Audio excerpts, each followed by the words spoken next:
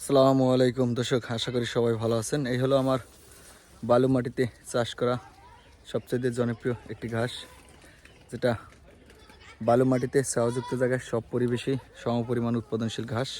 আপনারা চাইলে এই ধরনের ঘাসটা চাষ করতে পারেন। দেখেন দর্শক, কি পরিমাণ ফলন।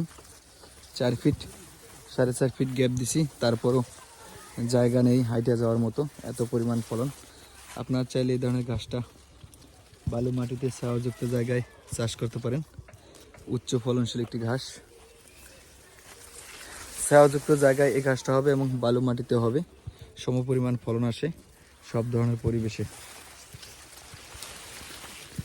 দেখেন 4 ফিট গ্যাপ দেওয়া, তারপরও হাইটে যাওয়ার মতো অপশন নাই, এত পরিমাণ ফলন হয়েছে। এ ধরনের ঘাসগুলো উচ্চ ফলনশীল এবং 27% প্রোটিন। একবার চাষ করলে 5-7 বছর খুব ভালো ফলন হয়।